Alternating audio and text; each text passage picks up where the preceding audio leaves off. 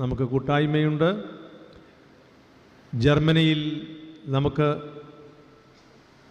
ജർമ്മനിയിലെ ടോജിൻ ഇവിടെ ഉണ്ടായിരുന്നു, പോയോ എന്നറിഞ്ഞുകൂടെ? ഇവിടെ ഉണ്ട്. നമ്മുടെ യുവജനങ്ങൾ, ഞാൻ യുവജനങ്ങളോടൊപ്പം 2 ദിവസം ബോണിൽ അവരോടൊപ്പം സംഗമത്തിലായിരുന്നു. പക്ഷേ നിങ്ങൾ ചിലരൊക്കെ ആ ഫോട്ടോ ഒക്കെ കണ്ടു കാണും. വളരെ ആവേശത്തോടു കൂടി സഭാ ശുശ്രൂഷയിൽ ചേർന്ന് നിൽക്കുന്ന ഒരു പറ്റം യുവജനങ്ങളുടെ കൂടെയാണ് 2 ദിവസം താമസിച്ചത്. ചിലപ്പോൾ ഞാൻ ഓർത്തു, ഇവർ നാട്ടിൽ നിന്ന് പോയത് നന്നായി. കാരണം ഇത്രയും ആവേശം നാട്ടിൽ വെച്ച് ഇവന്മാർ കാണിച്ചിട്ടില്ല. മണിക്കൂറുകൾ യാത്ര ചെയ്ത്, 6-7 മണിക്കൂർ ട്രെയിനിൽ യാത്ര ചെയ്ത് ഒരു വിശുദ്ധ കുർബാനയ്ക്ക് വേണ്ടി ബെർലിനിൽ വരുന്ന നമ്മുടെ മലങ്കര സഭയുടെ മക്കളുണ്ട്. ചിലർ നമ്മളോട് അസൂയ കൊണ്ടാണോ സഹതാപം കൊണ്ടാണോ പറയാറുണ്ട്, മലയാളി രക്ഷപ്പെടണമെങ്കിൽ ഈ മലയാളക്കര വിട്ടുപോകണമെന്ന്.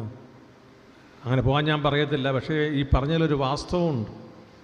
നമുക്ക് നമ്മുടെ ദേശത്ത് നിന്ന് ധാരാളം യുവജനങ്ങൾ പല ഭാഗങ്ങളിൽ, ഇംഗ്ലണ്ടിലെ ഒരു വിശുദ്ധ കുർബാനയ്ക്ക് ചെന്നപ്പോൾ കഴിഞ്ഞ ആഴ്ച നാട്ടിൽ കണ്ടവൻ ഇവിടെ നിൽക്കുന്നു. ഞാൻ ചോദിച്ചു, നീ എന്ന് വന്നു?